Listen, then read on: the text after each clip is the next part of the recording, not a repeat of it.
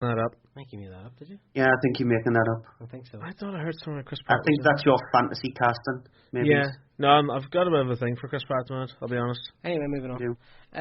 Right, okay, Stuart, for anybody that wants to check out your podcast or wants to get in contact with you, where is the best place to find you and or the Barry Landy? Well, I'm on Twitter at Cryptic Tadpole, Andy's at EHDVD, and the show is again this Sunday, because Andy's busy on Monday. He went to see the Raid 2 on Monday, just gone, so I'm slightly jealous about that. Did he love it? He liked it, he didn't love it. Okay, did he love the first one? He loved the first one. Right, okay, that's kind of what I was expecting. That's it next Friday. I'll be reviewing the Quiet Ones next Thursday when I come on the show, because I'm going to see that on Thursday before after work, and that looks really interesting. But yeah, the show goes out this Sunday and it'll be on Following Nerd straight after. Okay, well no it won't, because I'm going to keep with the Monday thing, so we'll put it on the show on Monday. Okay, it'll be on Following the Nerd on the Monday then, not straight after. Okay, listen Stuart, as always it's been a great bit of crack talking to you, and we're going to let you slide on and we will talk to you. Actually, there's not going to be a show next Thursday night because I have tickets for the premiere of Amazing Spider-Man. I know. And you know how sad I am. So in other words, I'll review the Quiet Ones in a couple of weeks' time then when it's actually in the chart. Well, I'm railing me on that then. We might try and work around it, because I should be out of the preview. It starts at 8 o'clock. No, I won't be sure. I won't. It's going to be a minute of time to come on after that. I won't. You're probably looking at about a 2 hour 15-minute kind of thing, so that would be about 10:15. Yeah. So no. All right, well, keep tuned to facebook.com/following the nerd, and we'll work out what way we're going to do the show next week, if we're going to do it at all. It'd be good to get like a wee exclusive review of it. It would. We might try and work something. Right. Okay. We could do me and Ruth again.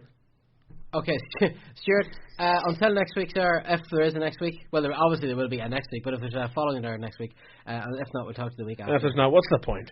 What's the point? If this isn't complex to anybody who's listening to that, then we have really, really nerdy listeners. Then look, it's what we do. It's what we do. I know. May the force be with you, and we'll talk to you soon. Catch you next week, maybe, possibly. Yeah. Okay. Take care, Stuart. Bye. Bye. Later. Bye.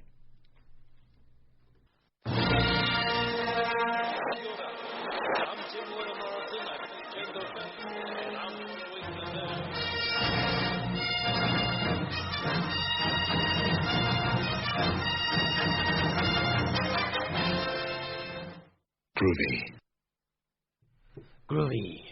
The great thing about the Following the Nerd show is that sometimes you just never know. You just never know who's going to come on the show. So we've got a guest here. We're gonna call Jackie Holland.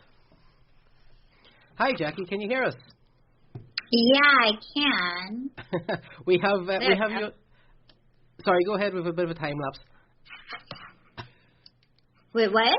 I think Skype is giving us a little bit of a time lapse. We have you on video call here, which isn't much good to all the people that are listening to the radio show. But thank you very much for coming on the show. Well, thank you for having me. Not at all. We have to say that this often happens because we interview a lot of people that are calling us from various parts of the States, and because we're in the UK, sometimes the time difference gets, because we honestly didn't think we were going to get you tonight, but we're very happy that you did contact us there while we were doing another segment of the show. So thank you very much for taking the time out. Yeah, for sure. Now it's absolutely our pleasure to have us to have you on the show. Would you call yourself? I think this is a label that's fair. You're something of a Hollywood screen queen. Would we go with that? Oh yeah, sure, we can go with that. And we're just looking through your list of the kind of things that people might know you for. Some of the movies and stuff that you've been in, things like Sorority Party, Massacre, High Heels, Low Standards, The Contract, Alcohol and Drug Addiction. You're a very, very busy actress. Oh well, I try to keep busy, so like it like that. Yeah, I mean, it's definitely a good way to be. Now, one of the things that we know that you have coming up is that you are starring in a film called Stretch, directed by Joe Carnahan, who we're a big fan of Joe Carnahan's work on here. And it's a series. Is it Silent But Deadly? Oh, Silent But Deadly is actually a film. It's a film. And is it Stretch that's the TV series then? No, Stretch is a film too, yeah. Okay. So those are both coming up. Tell us a wee bit about. We'll start with Stretch first. With Joe Carnahan. Tell us a wee bit about that.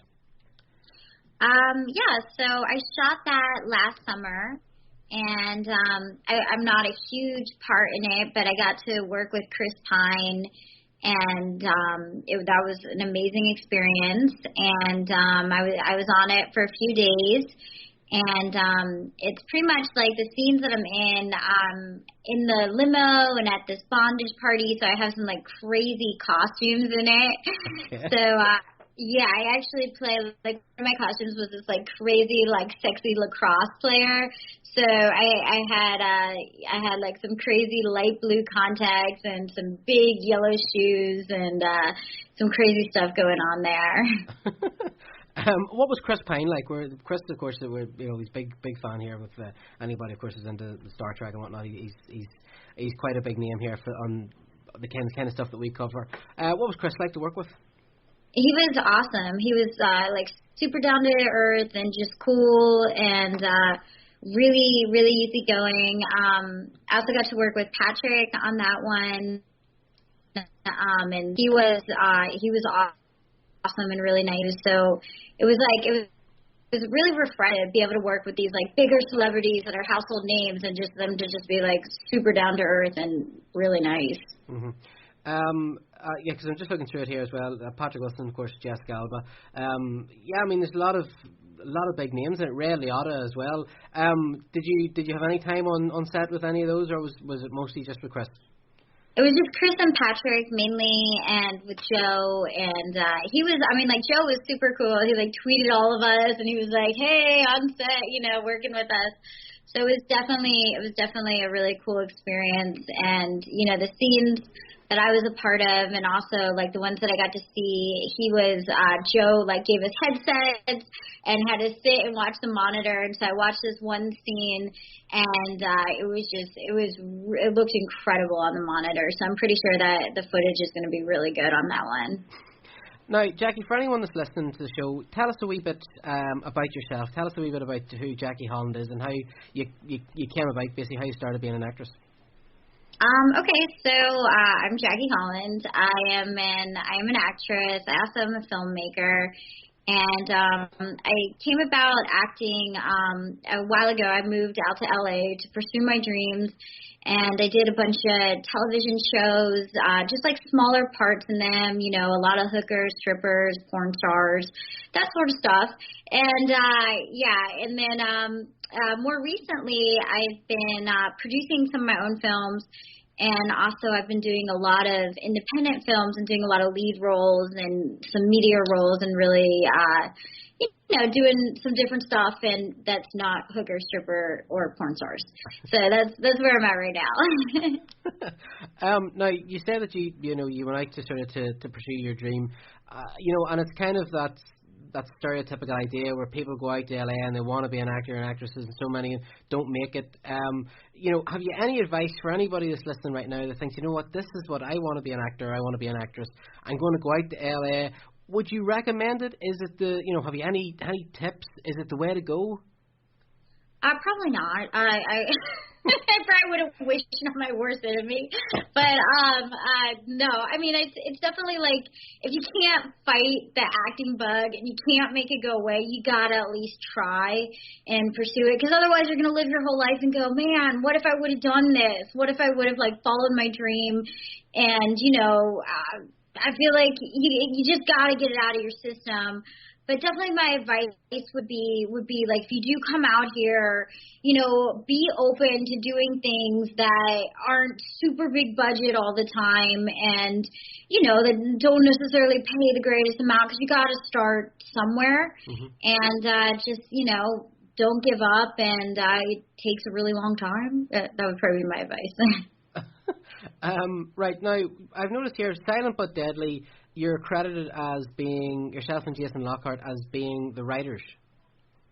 Tell us a wee bit about that.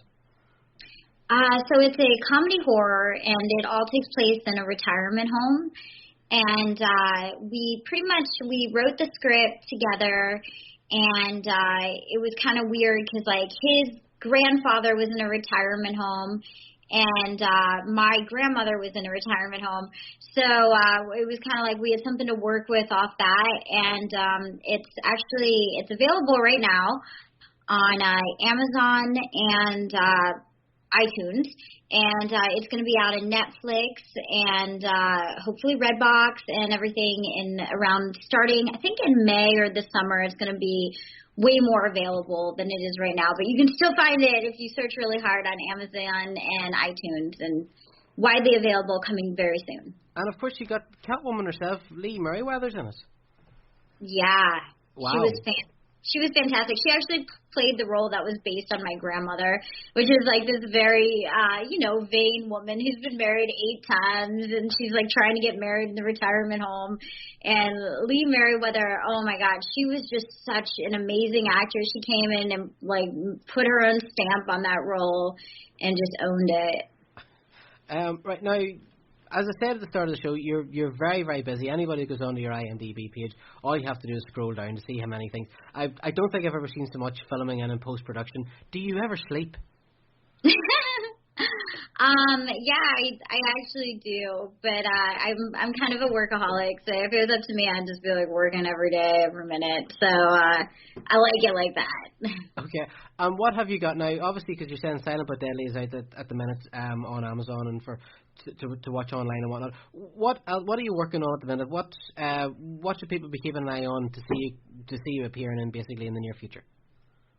Okay, so I have a Thor movie that's coming out called God of Thunder, and that should be out sometime in 2014. And then I also have another film called Dead Ringer, which I think is going to be out around September of 2014. Mm-hmm. And then a film that I also produced called Two-Face, and that's going to be coming out like late 2014, early 2015.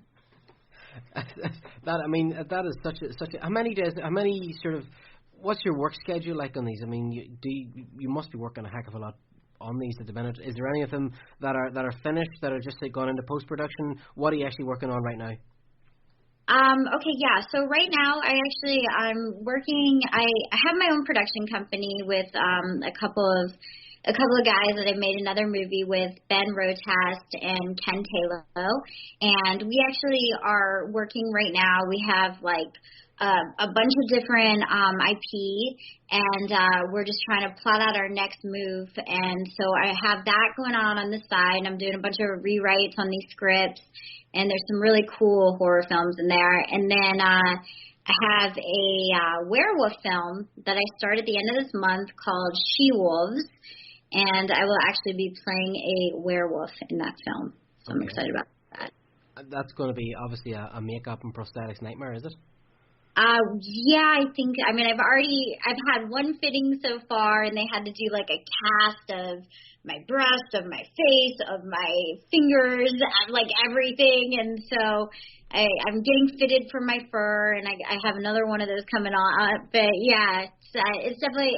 Hopefully, I'm pretty sure because I got a great special effects team, but I think it's going to look pretty good. And when are we expecting to see that? Towards the end of the year? Yeah.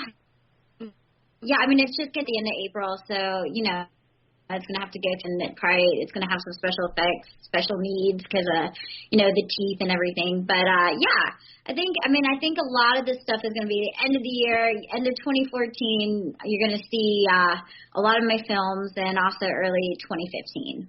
Okay. And for anybody, Jackie, that's listening right now that wants to to check out, to find out more about you and about your movies, is there a place where they can go online? Is there, have you a website, or are you a prolific sort of Facebook or a Twitter? Yeah, totally. So I'm on Facebook, Jackie Holland Fans, and then you can also, I have too many friends at the moment, but you can follow my Jackie Holland one, and then I'm on Instagram, Jackie Holland XO, and Twitter is just Jackie Holland, one word, and then of course IMDb has all my upcoming stuff. So. And for anybody that's listening, it's Jackie JSEQUI. Thank you. Yeah. No problem. Yeah, nobody's going to find that. I'm like, hey. Well, listen, Jackie, I'm going to let you go and go and get some sleep, because I think you're going to need some sleep, because you're clearly, you never stop. You may be Hollywood's busiest actress. Oh God, I don't know about that, but thank you. Listen, it was a pleasure coming and having you on the show. What I'll do is we'll tweet you later on, and we'll get your Twitter and your Facebook and stuff out to our fans as well. So anybody wants to get in contact with you, they can find